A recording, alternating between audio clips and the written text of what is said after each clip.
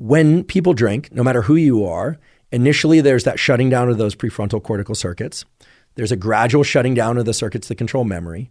But then people divide into these two bins. And these two bins are the people who, after more than a couple of drinks, start to feel sedated, and the people who, after more than a few drinks, do not start to feel sedated. Now, of course, there's going to be differences created by how quickly people are drinking, whether or not they're combining different types of alcohol, the types of alcohol, et cetera. But in general, that can predict whether or not you're somebody who has a predisposition for alcoholism or not. One also very interesting finding is that alcohol changes the relationship between what's called the hypothalamus and the pituitary gland and the adrenals. Now, the hypothalamus is a small collection of neurons about the size of a large gumball that sits above the roof of your mouth, and it houses neurons that are responsible for some incredible aspects of our behavior and our mindset. Things like rage, things like sex drive, things like temperature regulation, very primitive functions, including appetite, thirst, etc. Alcohol, because it can go anywhere in the brain, remember it's water and fat soluble, has effects on the hypothalamus. The hypothalamus normally provides very specific signals to what's called the pituitary gland. This is a little gland that actually sticks out of the brain, but it receives instructions from the hypothalamus. And then the pituitary releases hormones into the bloodstream that go and talk to your adrenals. Your adrenal glands sit right above your kidneys in your lower back. And the adrenals release, as the name suggests, adrenaline, also called epinephrine, and also a molecule called cortisol, which is involved in the kind of longer-term stress response, has some healthy effects too on the immune system. Okay, so the hypothalamic pituitary adrenal axis, I know that's a mouthful. You don't need to remember the names, but the hypothalamic pituitary adrenal axis maintains your physiological balance of what you perceive as stressful and what you don't perceive as stressful. People who drink regularly, so this again could be just 1 or 2 drinks per night, or it could be somebody that drinks just on Fridays or just on Saturdays or maybe just on the weekend, 2 to 4 drinks. Well, those people experience changes in their hypothalamic pituitary adrenal axis that result in more cortisol, more of this so-called stress hormone being released at baseline when they are not drinking. This is really important. People who drink a bit, and when I say a bit, I don't mean 1 or 2 sips or even a glass of wine every once in a while. I mean, again, people that are maybe having 1 drink a night with dinner and maybe on the weekend a few more. Again, I offer a bunch of different patterns to explain how it could also be 2 or 3 drinks on Friday or 6 drinks only on Saturday. Well, all of those groups experience increases in cortisol release from their adrenal glands when they are not drinking. And as a consequence, they feel more stressed and more anxiety when they aren't drinking. This is a seldom talked about effect of alcohol because so often we hear about the immediate effects of alcohol, right? And we've been talking about some of those effects. Effects like reducing the amount of stress. I mean, how many times have we heard somebody say, oh, I need a drink, and then they have a drink and they're like, calm down. Now they can shake off the thoughts about the day's work. They can start to think about things in a maybe more grounded or rational way, or at least they believe that, or they can somehow just relax themselves.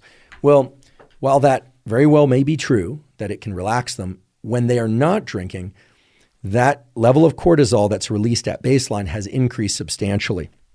Again, this relates to a defined neural circuit between brain and body, and it has to do with the ratio of cortisol to some of the other hormones involved in the stress response. We'll provide a reference to the study that describes how all of this works for those of you that really want to delve into it.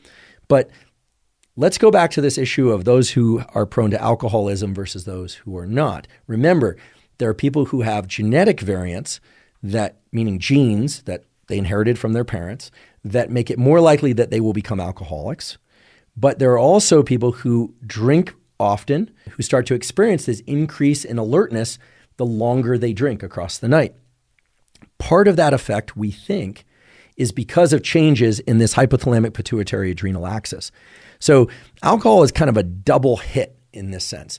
It's causing changes in our brain circuitry and neurochemistry that at the time in which we're inebriated are detrimental. And it's causing changes in neural circuitry that persist long past the time in which we're experiencing the feeling of being tipsy or drunk. Now, again, I don't want to demonize alcohol. I'm not saying, if you have a glass of wine now and again, or you drink a beer now and again, or even have, a mixed drink now and again, or a shot, that's necessarily terrible for you. I certainly do not want that to be the message. What I'm saying is that if people are ingesting alcohol chronically, even if it's not every night, there are well-recognized changes in neural circuits.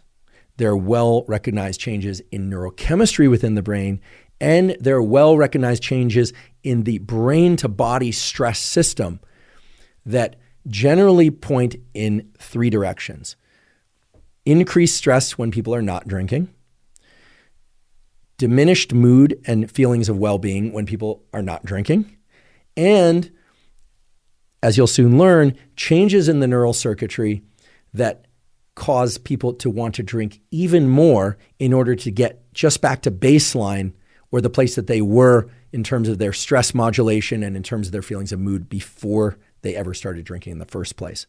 So again, I don't want to demonize alcohol, but I do want to emphasize that there are long-term plastic changes, meaning changes in neural circuitry and hormone circuitry, that across a period of several months and certainly across a period of years of the sorts of drinking patterns I described, which I think for most people are going to sound like pretty typical, right? I mean, nothing that I described so far was about drinking a case a night or about binging on alcohol in the way that we often hear about it in the news.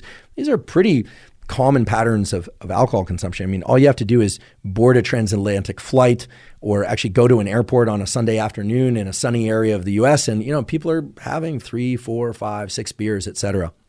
Again, personal choice is personal choice. I'm not telling you what to do, but it's very clear that those sorts of drinking patterns are changing neural circuitry and they're changing hormone circuitry. And I'd love to be able to tell you that they're changing them for the better, but they simply are not. They're actually changing them for the worse. And worse is defined as making people less resilient to stress, higher levels of baseline stress, and lower mood overall.